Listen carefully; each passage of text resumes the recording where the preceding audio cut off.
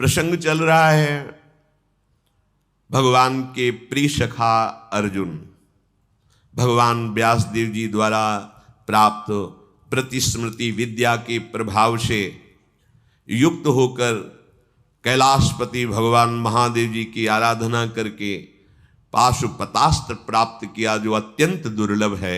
महादेव जी के शरीर का स्पर्श हुआ, बाहु युद्ध में महादेव जी की कृपा प्राप्त हुई। जब महादेव जी की कृपा प्राप्त हुई तो फिर वरुण देवता, कुबेर देवता, भगवान यम और साक्षात देवराज इंद्र ये सब समीप प्रकट हो गए और कहा, जो श्री कृष्ण का शरणागत है, जिसे श्री कृष्ण अपना प्रिय मानते हैं, उसके लिए अब मेरे को कोई अदेय नहीं। तुम्हें महादेव का पाशुपतास्त्र मिल गया है। तो वरुण देव ने कहा, ये मेरे पास है, त्रिभुवन में कोई ऐसा नहीं जो मेरे पास में बंधने के बाद सुरक्षित या जीवित रह सके। उनका मंत्र की पद्धति सिखाई, कैसे प्रयोग करना है, कैसे धारण करना है, कैसे उपसंहार करना है। भगवान यम ने कालदंड प्रदान किया पद्धति सहित, भगवान कुबेर ने अंतर्धान नाम की विद्या और अस्त्र प्रदान किया। भगवान देवराज इंद्र ने कहा, यहाँ नहीं, हम तुम्हें देवलोक में अमरावती में दिव्यास्त्रों का अभ्यास काफी दिन कराएंगे, बहुत से दिव्यास्त्र, इसलिए अभी तो हम जा रहे हैं और मातली रथ लेकर के आएगा और उस पर आप विराजमान होकर हमारी अमरावतीपुरी में आइए। ऐसा कहकर देवराज अंतर्धान हो गए। थोड़ी देर में ही देखा दिव्य तेजो में रथ और भगवान इंद्र का सारथी मातली उपस्थित हुआ। गंगा में स्नान करके, ऋषियों को प्रणाम करके, हिमालय की वंदना करके, भगवान शंकर को प्रणाम करके, अपने प्राण प्रिय सखा श्री कृष्ण का स्मरण करके रथ पर आरूढ़ हुए। वायु गति से आकाश मार्ग से रथ चला। बहुत सी दिव्यताएं जो वर्णन की गई पीछे अर्जुन ने देखा। अब वो प्रधान द्वार पर पहुंचे तो मानो विशाल पर्वत खड़ा हो, ऐसे श्वेत वर्ण का विशाल ऐरावत हाथी। इंद्र की आज्ञा से उसने मार्ग दिया, स्वर्ग में प्रवेश किया। जो बड़े बड़े तपस्वी यज्ञ करने वाले राजा थे, उनको देखा विमानों में आरूढ़ होकर और पहचान लिया कि अमुक राजा, ये अमुक राजा। गंधर्व, अप्सराएं, किन्नर, ये सब कोई नृत्य कर रहा है, कोई गान कर रहा है। साध्य विश्वदेव, मरुद्गण, अश्वनी कुमार, आदित्य, वसु, रुद्र, विशुद्ध ब्रह्मर्षिगण, इन सब का दर्शन अर्जुन को स्वर्ग में प्राप्त हुआ। सप्तऋषि, तुम्बूर, नारद, हा हा हु हु, गंधर्व, ये सब गान कर रहे हैं। शत्रुओं का दमन करने वाले कुरुनंदन अर्जुन को बहुत आनंद अनुभव हो रहा है। फिर 100 यज्ञों का अनुष्ठान करने वाले दुर्धर्ष तेजस्वी देवराज इंद्र के दर्शन के लिए उनके अंदर व्याकुलता हुई। महाबाहु पार्थ का रथ जीव ही अमरावतीपुरी में प्रवेश किया तो देखा सामने तेजो में देवराज इंद्र विराजमान है, जिनके मस्तक पर श्वेत छत्र तना हुआ है और सुंदर दिव्य पार्षद चमर कर रहे हैं। विश्वावसु गंधर्व स्तुति कर रहे हैं। ब्रह्मर्षिगण ऋग्वेद, यजुर्वेद, सामवेद संबंधी दिव्य स्तोत्रों द्वारा देवराज का स्तवन कर रहे हैं। कुंती कुमार कूद पड़े रथ से और जाकर देवराज इंद्र के चरणों में मस्तक रखा। देवराज इंद्र ने अपनी पवित्र भुजाओं से अर्जुन को हृदय से लगाया। अर्जुन को हाथ पकड़कर ले गए, उस सिंहासन पर बैठाला जिसकी ऋषिगण स्तुति मात्र करते हैं, बैठ नहीं सकते उस सिंहासन पर। देवराज के सिंहासन त्रिभुवन पति पद पर केवल 100 अश्वमेध यज्ञ, 100 राजसु यज्ञ और निष्पाप निर्विकार जब यहां से होके तब वो इंद्र पद प्राप्त करता है। उसमें ऐसे नहीं कि कोई भी ऋषि या महात्मा बैठ सके, ऐसा नहीं। शत्रुवीरों का संहार करने वाले अर्जुन का हाथ पकड़कर देवराज ने अपने साथ सिंहासन पर बैठाला, मस्तक सूंघा और अर्जुन को बार बार अपने कर का देवराज इंद्र के हाथ में अमृत स्राव होता है, अमृतसावी कहते हैं, वो ऐसे ऐसे बहुत अपार बल की वृद्धि हो रही, बड़ा आनंद अनुभव हो रहा है अर्जुन को। वृत्तासुर का वध करने वाले, वज्र को धारण करने वाले अर्जुन के मुख का स्पर्श करते, जैसे कोई अपने बालक को दुलार करता है, ऐसे देवराज इंद्र वज्रधारी इंद्र के द्वारा बार बार दुलार करते देखकर पूरी सभा आश्चर्यचकित हो रही कि ऐसा सम्मान अमरावतीपुरी में देवराज इंद्र ने आज तक किसी का नहीं किया जैसा अर्जुन का किया। अर्जुन सिंहासन पर देवराज इंद्र के बराबर बैठे हुए हैं, उसी सिंहासन पर गंधर्वाद शाम गान कर रहे हैं। घृताची, मेनका, रंभा, पूर्वचित्ती, स्वयं प्रभा, उर्वशी, मिश्रकेशी, दंडगौरी, वरुथनी, गोपाली, सहजन्या, कुंभयोनी, प्रजागरा, चित्रसेना, चित्रलेखा, सहा, मधुश्वरा, ऐसी सहस्त्रों अप्सराएं इतनी सुंदर कि एक ऋषि को मोहित करने के लिए एक ही अप्सरा काफी। वो ऋषि जो शब्द, स्पर्श, रूप, रस, गंध पर विजय प्राप्त कर चुके हैं, वो नृत्य कर रही है। तदनंतर देवराज इंद्र का अभिप्राय जान करके देवताओं और गंधर्वों ने पूजन सामग्री लाकर सिंहासन पर बैठे हुए अर्जुन का पूजन किया। अर्घपाद्य देवताओं से प्राप्त कर रहे हैं अर्जुन। इंद्र भवन में पूजा करके फिर उनको पधराया गया। देव समुदाय पूजन कर रहा है अर्जुन का, ये बड़े बड़े ऋषि जन देख रहे हैं। सबके मन में हो रहा है ऐसा कौन सा तप अर्जुन ने किया है जो ये बात मिल रही है। जैसे देवराज इंद्र का पूजन, ऐसे देवता पूजन कर रहे हैं अर्जुन का। महाराज देवराज इंद्र हाथ पकड़ करके अपने भवन में ले गए। रात विश्राम हुई। प्रातः अर्जुन से कहा कि तुम्हें यहां दिव्यास्त्र प्राप्त करने के लिए भगवान व्यास देव जी ने भेजा है। जिसके प्रिय मित्र श्री कृष्ण, उसके लिए कुछ दुर्लभ नहीं। देखो शास्त्रों में जैसे लिखा है कि मुझे परमेष्ठी पद नहीं चाहिए ब्रह्मा का, मुझे देवराज इंद्र का पद नहीं चाहिए, योग की सिद्धियां नहीं चाहिए, फिर मृत्यु लोक का सम्राट पद की क्या बात। हे हरि, मुझे आपके चरणों की सेवा चाहिए। जो प्रभु श्री कृष्ण का भक्त है वो इतना महान है कि ब्रह्मा जी भी नमस्कार करते हैं। देवराज इंद्र पद क्या है तो मायाकृत ही ना, समय के अनुसार ही है, इसके बाद बदल जाएंगे देवराज। देवराज एक पद भी है, किसी व्यक्ति का नाम नहीं है। परमेष्ठी जैसे एक पद है, जैसे प्रधानमंत्री पद है, ऐसे ही इंद्र पद है, बहुत से बदलते रहते हैं। पुरंदर इंद्रदेव के यहां 5 वर्ष तक अर्जुन ने निवास किया। बहुत से दिव्यास्त्रों की उनको शिक्षा दी गई। कुंती नंदन देवताओं के साथ वो वाद्य कला सीखी, वो गान, वो नृत्य जो मृत्युलोक में है ही नहीं। पुरंदर ने अर्थात इंद्र जी ने अर्जुन को कहा, एक तुम्हारे लिए बहुत आवश्यक है, तुम यहां आए हो तो दिव्य कोई भी गुण नहीं बचना चाहिए, सब सीख लो। चित्रसेन नाम के गंधर्व को नियुक्त किया कि अर्जुन को समस्त गान विद्या, नृत्य विद्या और वाद्य विद्या में पारंगत कर दिया जाए।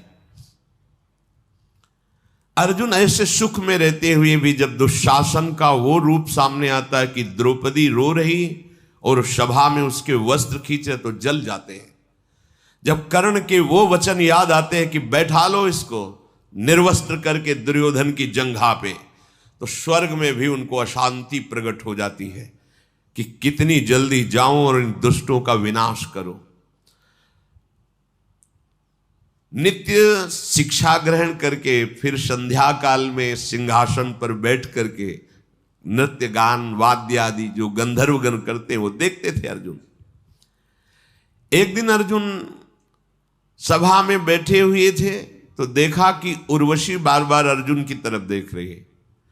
अर्जुन की भी दृष्टि नख से सिक तक उर्वशी पर जाती है।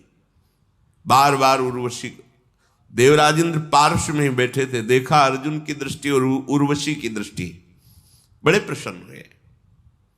चित्रसेन गंधर्व को बुलाया और कहा, गंधर्वराज जाओ और उस उर्वशी को आदेश करो कि वो अर्जुन की सेवा में उपस्थित हो। मैंने देखा कि अर्जुन का चित्त भी लुभायमान हो रहा है और उर्वशी की भी दृष्टि अर्जुन पर है, इसलिए जाओ, उसको मेरा आदेश है वो अर्जुन की सेवा में उपस्थित हो। तथास्तु, ऐसा कहकर चित्रसेन उर्वशी के पास गए। उर्वशी ने प्रणाम किया चित्रसेन को। कैसे आगमन हुआ? तो उन्होंने कहा कि पाक शासन भगवान देवराज इंद्र का आदेश है, आप अर्जुन की सेवा में उपस्थित हो।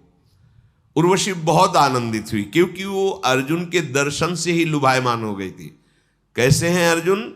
जिस उर्वशी को देखकर बड़े बड़े महात्मा भी लुभायमान हो जाते हैं, वो उर्वशी अर्जुन को देखकर लुभायमान हो रही। ये भगवान नारायण से प्रकट की गई है। भगवान नारायण ने अपनी जंघा में से चित्र बनाया तो उससे उर्वशी प्रकट हो गई जब कामदेव विजय के लिए गए थे। स्वर्ग के एकमात्र सम्राट का कृपा प्रसाद मैं अभिनंदन करती हूं। मैं तो चाहती ही थी कि अर्जुन के समीप मुझे जाने का आदेश मिले, बिना आदेश के नहीं। मैं श्री शील स्वभाव मनोहर उत्तम व्रत इंद्रियों को संयम में रखने वाले और यहां देवताओं में सम्मान प्राप्त करने वाले अर्जुन की सेवा में जरूर जाऊंगी। वीरवर अर्जुन को मैं अच्छी तरह जानती हूं, उर्वशी ने कहा। अर्जुन को मैं ऐसा सुख प्रदान करूंगी कि उनको लगेगा कि स्वर्ग में जाने का सुख क्या है। बड़े भाव में भर करके, बहुत आनंदित होकर के चित्रसेन को वापस किया। अब वो तो दिव्य देवी है, वो जहां से चलती हैं वहां बादल पर्दा करते हैं। कोई जिसको देखने का आदेश वही देख सकता है। स्वर्ग में भी सब ऐसे नहीं कि उर्वशी को देख सके। और उनके मुख से ऐसी सौरभ प्रकट होती, सुगंध प्रकट होती है कि योजनों वातावरण सुगंधित और उन्मादकारी हो जाता है। मैं महेंद्र की आज्ञा से अर्जुन के सद्गुणों का चिंतन करके उनको सुख प्रदान करूंगी, ऐसी भावना से गई। संध्या का समय, चंद्रोदय धीरे धीरे प्रकट हो रहा है, चांदनी छिटक रही है। अब उर्वशी के स्वरूप का क्या वर्णन हो, तो दिव्य अप्सरा है, स्वर्ग की शोभा है। मानो काम को चुनौती देती हुई, सुंदरता का विस्तार करती हुई प्रसन्न मुद्रा में वो अर्जुन के महल में पहुंच गई देव मार्ग से। अत्यंत बहुत सुंदर ओढ़नी ओढ़े हुए हैं, बड़ा श्रृंगार वर्णन है उर्वशी जी का। मन के समान इनकी गति है, जहां जाना है वहीं पहुंच गए। पांडु कुमार अर्जुन के महल में प्रवेश हुआ उर्वशी का। द्वारपाल से सूचना दी कि अर्जुन को सूचना दो कि अप्सराओं में श्रेष्ठ उर्वशी देवराज इंद्र की आज्ञा से आपकी सेवा में उपस्थित हुई है। यहां हम बताना चाहते हैं कि भगवान श्री कृष्ण का भक्त कितना हृदय से बलवान होता है। मतलब यहां जो बात है वो बहुत बड़ी बात है। अर्जुन तुरंत निकले, दे ही देखा उर्वशी को तो नेत्रों से पहले प्रणाम किया, फिर समीप जाकर के जैसे पंचांग गुरुजनों को प्रणाम करते से घुटने टेक कर उनके चरणों जल गई उर्वशी। ये क्या है? क्योंकि वो दूसरे भाव से आई हुई थी। अर्जुन बोले, हे देवी, तुम्हारा हमारे हृदय में जो स्थान है वो तुम्हें कैसे बताऊं? मैं तुम्हारे चरणों में बार बार मस्तक रखकर प्रणाम करता हूं, आज्ञा कीजिए, मैं तुम्हारा एक सेवक हूं, मैं क्या सेवा उपस्थित करूं? अर्जुन के बात सुनकर उसका हृदय बहुत संतप्त हुआ और अपने हृदय को संभालते हुए कहा, मैं स्वयं अपनी इच्छा से नहीं आई हूं, गंधर्वराज चित्रसेन ने देवराज इंद्र की आज्ञा से मुझे भेजा है और वो तुम्हारी सेवा की आज्ञा की है, इसलिए मैं आई हूं। अर्जुन, तुमने जैसे शब्द निकाले वापस करो, ऐसे शब्द मत बोल देना, क्योंकि उस भाव में चरणों में प्रणाम करना, हाथ जोड़ के खड़े होना, ये सब नहीं होता। मैं एक उद्देश्य लेके आए हूं तुम्हें सुख प्रदान करने के लिए। विशाल नेत्रों वाले इंद्र कुमार, मैं एक अप्सरा हूं, मेरा उसी भाव से तुम स्वागत करो। ये देवी कहना, प्रणाम करना, ये सब नहीं। मैंने देखा तो सभा में तुम हमारी तरफ देख रहे थे, बहुत सी अप्सराएं थी, मेरी तरफ क्यों देखा? देवराजेंद्र का आदेश है, उसका तुम्हें भी पालन करना चाहिए। शत्रुदमन, मैं तुम्हारी सेवा के लिए आया हूं, मेरा मन बहुत इस समय विचलित है, इसलिए बहुत सावधान होकर हमारे सामने चेष्टा करो। सामर्थ्यशाली देवी कोई साधारण थोड़ी, बहुत सावधान होकर वाणी बोलिए, चेष्टा कीजिए। ये प्रणाम मुद्रा है वाणी। स्वर्गलोक की दिव्य सुंदरी उर्वशी की बात सुनकर अर्जुन ने कान में उंगली डाली। नहीं नहीं, एक शब्द भी ऐसा मत निकालना जो मैं सुन ना पाऊं। हे सौभाग्यशालिनी, मैं जो बात कह रहा हूं तुम उसे ध्यान पूर्वक सुनो। जैसे गुरु पत्नी सदैव पूज्या होती है, ऐसे ही आप हमारे सामने पूज्य हो। जैसे माता कुंती पूज्या हैं, वैसे ही तुम हमारे सामने पूज्य हो। जैसे माता सची पूज्या हैं, वैसे ही तुम हमारे सामने पूज्य हो। एक भी शब्द कोई ऐसा न निकाल देना जो मैं सुन ना पाऊं। उर्वशी ने कहा, तो आप बताओ फिर मेरी तरफ क्यों देख रहे थे, सभा में क्यों देख रहे थे? हां, मैं तुम्हें सत्य कहता हूं, तुम महाराज पुरुरवा की सेवा में थी और पुरुरवा हमारे पूर्वज हैं, तो मैं यही देख रहा था कि यही देवी हमारी पूर्वज है जिससे हमारे वंश का प्रादुर्भाव हुआ। ये मैं बार बार देखकर तुम्हें मानसिक प्रणाम कर रहा था। हे आनंदमयी देवी, तुम पूर्ववर्ष की जननी हो, इसलिए कुंती माता से बिल्कुल हल्का भाव हमारे हृदय में नहीं आ सकता। कुंती माता से बढ़कर मैं तुम्हें पूज्य भाव से देखता हूं, अन्यथा कोई शब्द नहीं, अन्यथा कोई चेष्टा नहीं। मैं तुम्हें गुरु भाव से देख रहा हूं, आप हमारे वंश को उत्पन्न करने वाली हैं। उर्वशी ने कहा, तुमने हमारे हृदय को जलाया। देवराज की इंद्र की आज्ञा से मैं आई हूं, अब भी तुम्हें अवसर देती हूं। ये बात दोबारा मत निकालना। तुम नहीं जानते हो, मैं देवी हूं, मैं अप्सरा हूं। पुरु वंश के कितने नाती पोते आए और हमको उनकी सेवा में भेजा गया। तुम्हें कोई अपराध नहीं लगेगा, मैं अप्सरा हूं और इस समय मैं तुम्हारे प्रति आसक्त हूं। मेरे अंदर मदनाग्नि जागृत हो चुकी है। अर्जुन, मुझे स्वीकार करो। ये बहुत बड़ी बात है। देवराजेंद्र ने आदेश किया है, स्वर्ग की जैसी रमणीयता में उर्वशी जी स्वयं प्रेरणा कर रही और अर्जुन जी अपनी निष्ठा में। ये बात तो बड़े बड़ों के होश उड़ा देने वाली। विश्वामित्र जी तपस्या में मगन है, उर्वशी जी नहीं, मेनका जी ने होश उड़ा दिए, तपस्या से वृत्ति उनकी हटा दी। और यहां साक्षात उर्वशी एकांत समय स्वर्ग की रमणीयता और बार बार आग्रह करे कि मैं तुम्हारी भक्त हूं, इस समय मैं मदनाग से युक्त हूं, इंद्र ने आदेश किया, मुझे स्वीकार करो। अर्जुन ने कहा, अनिंदिते, मैं सत्य वचन कह रहा हूं। दिशा और विदिशा की अधिष्ठात्री देवियां मेरे इस वचन का अनुमोदन करें। माता कुंती, माद्री और सची और आप, इतना भी अंतर मेरे हृदय में नहीं है। तुम पुरवंश की जननी हो, परम गुरु स्वरूपा हो। इसके अलावा मैं एक भी शब्द नहीं बोलूंगा और कोई शब्द सुनना नहीं चाहूंगा। आप कृपा करके जैसे आई हूं वैसे ही वापस हो जाइए। अर्जुन की बात सुनकर के उर्वशी क्रोध से कांप उठी। कामा संजायते क्रोधा, भयंकर क्रोध उत्पन्न हुआ और टेढ़ी नजर करके कहने लगी, तुमने ऐसा ही समझ लिया कि हम आए तो तुम स्वीकार करो या ना स्वीकार करो। जाओ, मैं तुम्हें शाप देती हूं, नपुंसक हो जाओ। बहुत बड़ी ये बात है। जाओ, मैं तुम्हें शाप देती हूं, नपुंसक हो जाओ, पुरुषत्वहीन हो जाओ, तुम्हारे अंदर पुरुषत्व ही ना रहे।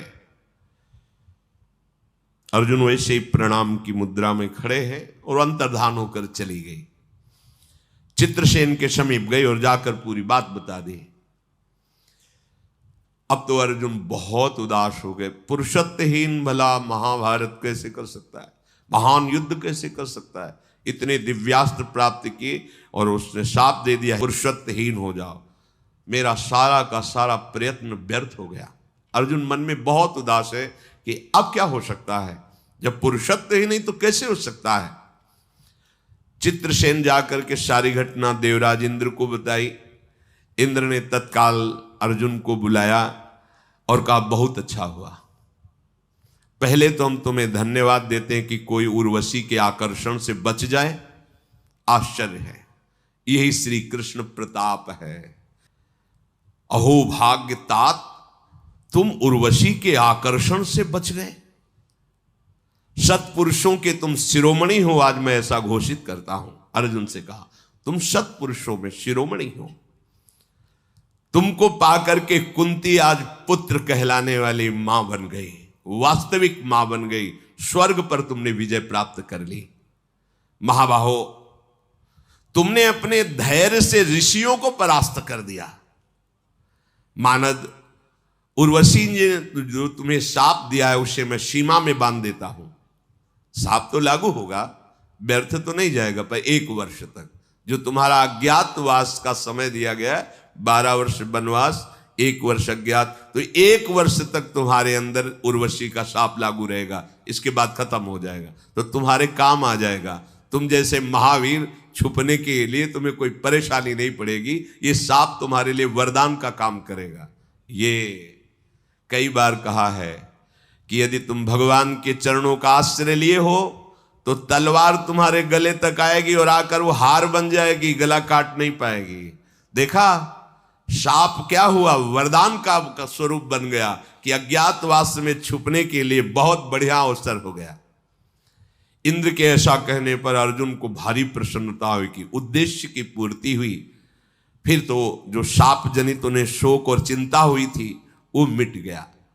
धनंजय महायशस्वी गंधर्व चित्रसेन के साथ दिव्य विद्याओं को प्राप्त कर रहे हैं। एक समय की बात है, महर्षि लोमशी बहुत बड़े तपस्या के धनी हैं, वो इंद्र के दर्शन करने के लिए स्वर्गलोक में गए। उन्होंने जब देखा कि इंद्र के सिंहासन पर, आदेश सिंहासन पर अर्जुन बैठे हुए,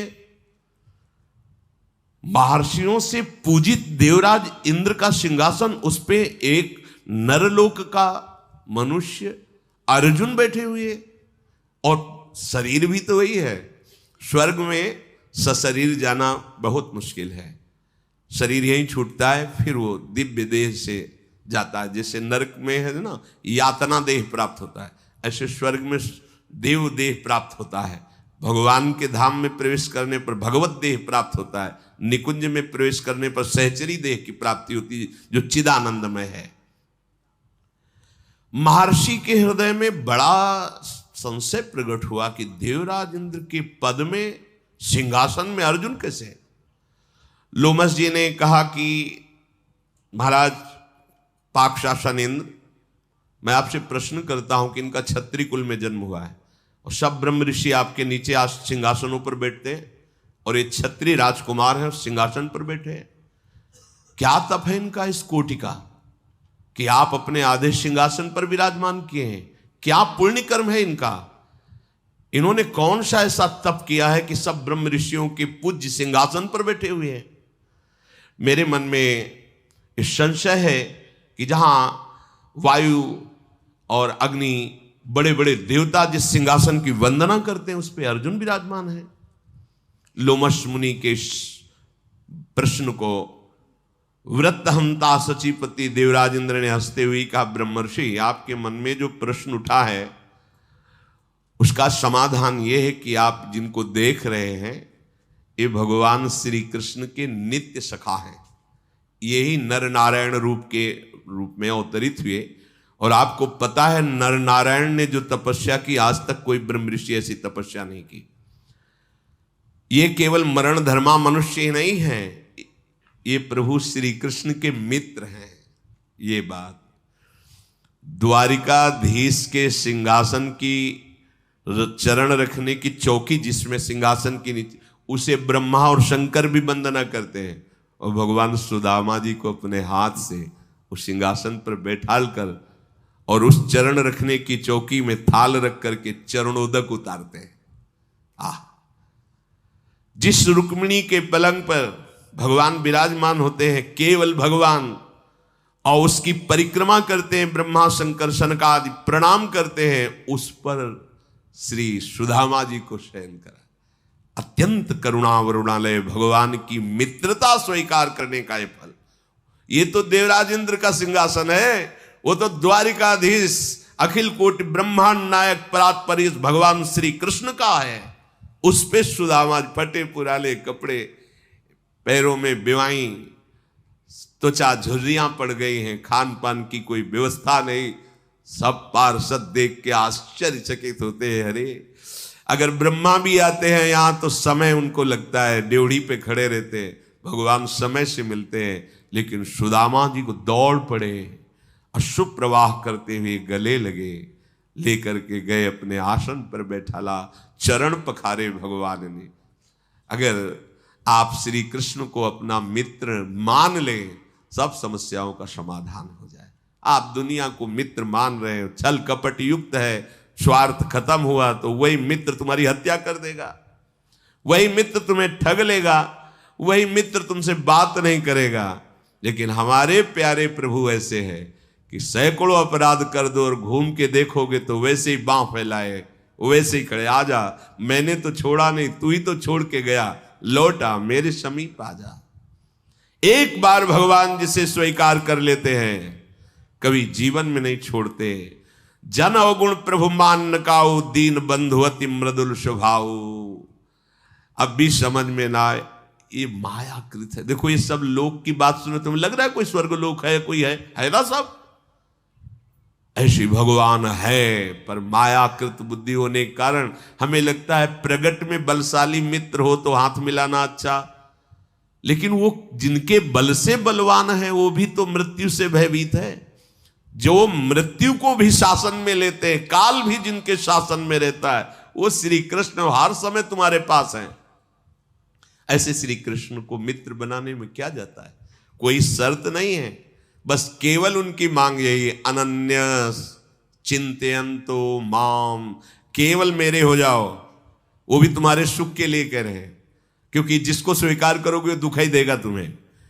केवल एक प्रभु हैं जिनको स्वीकार करने से सुख ही सुख प्राप्त होता है, क्योंकि वो सुख समुद्र हैं।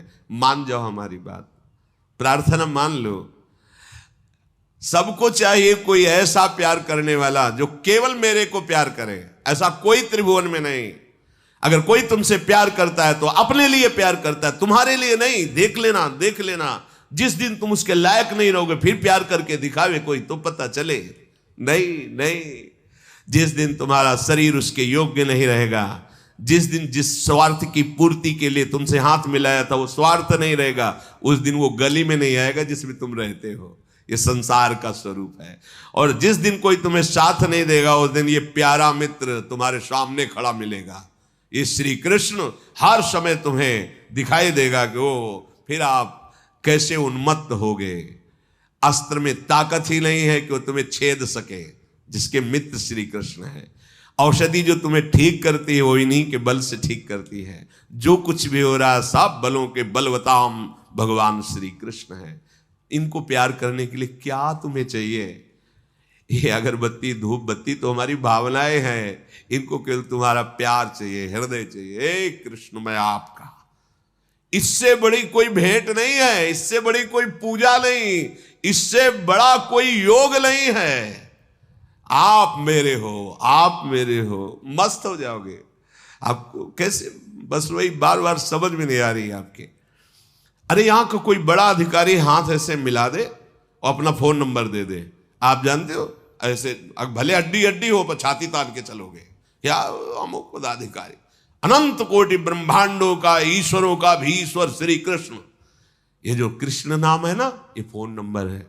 ये जो मंत्र है ना, डायरेक्ट उनके फोन का नंबर है। मिला ही नहीं रहे, पड़े हो संसारिक फोन नंबर मिला रहे तो कैसे मिलेगा? जो मंत्र मिला है निज मंत्र, शरणागत मंत्र, जानते हो ये सीधे फोन नंबर है। सीधे आप जब के तो देखो तुम्हारे सामने वो होंगे, बात करो उनसे, बात करके कपिल भगवान कहते हैं, मेरा अनन्य भक्त मेरा दर्शन ही नहीं, मेरे से संभाषण करता है, मेरे साथ खेलता है। आप विश्वास मानो, भगवान है और वो खेलेंगे। ऐसा नहीं है कि वो दूर है। जो ऐसा मानते हो वो मान रहे होंगे।